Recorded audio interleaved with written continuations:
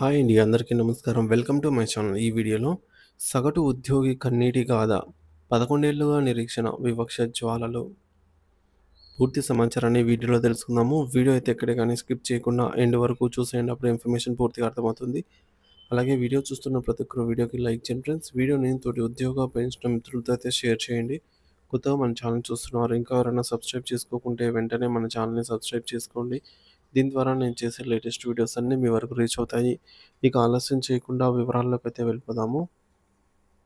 So friends, ఇక విషయానికొచ్చినట్లయితే ప్రభుత్వం డబ్బులు ఇవ్వడానికి సిద్ధంగా ఉన్న మా సొంత పరిపాలనా వ్యవస్థలోని లోపాల వల్లే మేము నలిగిపోతున్నాము. ఇది రాష్ట్ర వ్యాప్తంగా 89 గురుకుల పాఠశాలల్లో పనిచేసి పదవి విరమణ చేసిన వందలాది మంది ఉద్యోగుల ఆవేదన. దశాబ్ద కాలంగా పేరుకుపోయిన బకాయిల కోసం, కనీసం హక్కుల కోసం వారు చేస్తున్న పోరాటం ఒక వ్యవస్థ ఎంత నిర్లక్ష్యంగా, వివక్షపూరితంగా వ్యవహరించగలదో చెప్పడానికి నిలువుటద్దం. ఇది కేవలం ఆర్థిక సమస్య మాత్రమే కాదు. ఒక శాఖలో పనిచేస్తున్న వారి మధ్య ప్రదర్శిస్తున్నటువంటి తీవ్ర వివక్షకు, జవాబుదారీతనం లేని పరిపాలనకు సాక్ష్యం. గురుకులాల వ్యవస్థలో ఒక విచిత్రమైన, అన్యాయమైన పని విధానం కొనసాగుతుంది. ఒకే వ్యవస్థలో పనిచేస్తున్నప్పటికీ తాడేపల్లిలోని ప్రధాన కార్యాలయంలో పనిచేసే వారికి, రాష్ట్రంలోని వివిధ జిల్లాల్లోని పాఠశాలలు, కళాశాలల్లో పనిచేసే వారికి మధ్య తీవ్రమైన తారతమ్యం కనిపిస్తోంది. డిఏ, పీఆర్సీ బకాయిల పక్షపాతం. 2018 నుంచి 2021 వరకు రావాల్సినటువంటి డిఏ బకాయిలు, 2022 జనవరి నుండి ఆగస్టు వరకు రావాల్సిన పీఆర్సీ జీతం బకాయిలు ప్రధాన కార్యాలయాల్లో పనిచేసిన ప్రతి ఉద్యోగికి రిటైర్ అయిన వారికి అందాయి. కానీ అదే హక్కు కలిగిన వేలాది మంది స్కూల్, కాలేజీ ఉద్యోగులకు మాత్రం ఇప్పటికీ మొండి చేయి ఎదురవుతోంది. సంపాదించిన సెలవు, ఈఎల్ నగదులోనూ అదే తీరు.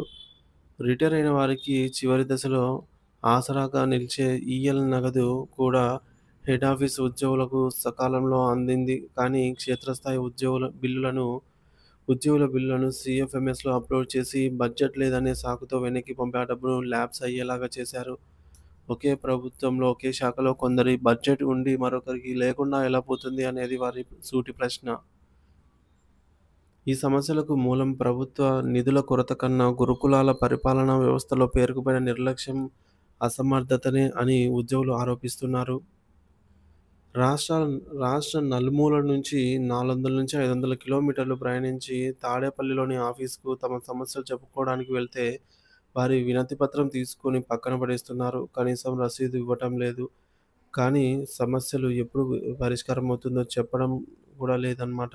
Public grievance redressal system PGRS పూర్తిగా ఆహ్, నిస్తేజంగా అయితే మారింది. ఫైల్ కదలికలో పారదర్శకత కోసం ప్రభుత్వం తప్పనిసరి చేసిన ఆఫీస్ విధానాన్ని గురుకులాల కార్యాలయాల్లో పూర్తిగా తుంగలో తొక్కేశారు. దీనివల్ల ఎవరి ఫైల్ ఎక్కడుందో, ఎవరి బిల్లు ఏ టేబుల్ మీద ఉన్నాయో తెలియని అగమ్య గోచర స్థితి నెలకొంది. ఒక్కొక్క ఉద్యోగి సర్వీస్ రిజిస్టర్ ఎస్ఆర్ 6 నెలల నుంచి ఏడాది పాటు ఒకే చోట మగ్గిపోతోంది.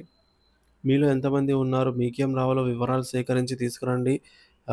చూస్తానని సాక్షాత్తుగా సెక్రటరీ గారు అనడం వారి బాధ్యతారాహిత్యానికి పరాకాష్ట.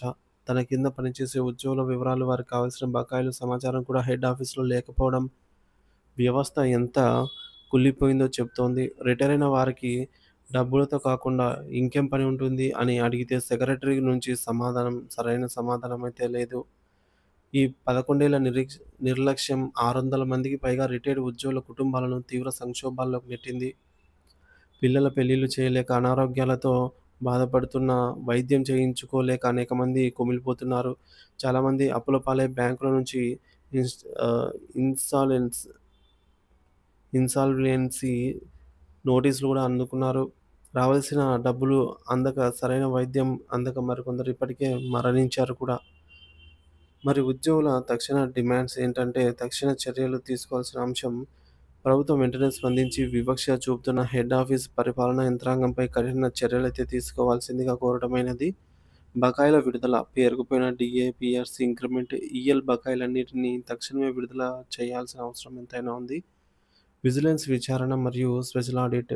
2018-2024 వరకు జరిగినటువంటి ఆర్థిక లావాదేవీలపై, నిధుల దుర్వినియోగంపై వచ్చిన ఆరోపణల నేపథ్యంలో స్పెషల్ ఆడిట్ నిర్వహించాలి. విజిలెన్స్ విచారణను వేగవంతం చేయాలి.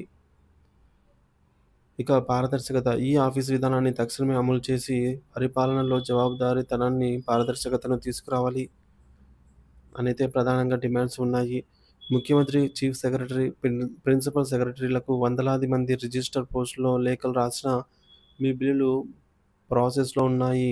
ప్రభుత్వం డబ్బులు ఇచ్చాకే ఇస్తాం అనే మాటే సమాధానంగా అయితే వస్తోంది. ప్రభుత్వ సమస్య కంటే పరిపాలనా వ్యవస్థే సమస్య తీవ్రంగా ఉన్న ఈ విషయంలో ప్రభుత్వం తక్షణం జోక్యం చేసుకొని దశాబ్దాల కాలంగా అన్యాయానికి గురవుతున్న ఈ ఉద్యోగులకు న్యాయం చేయాలనైతే వారి మేరకు డిమాండ్ చేస్తున్నారు.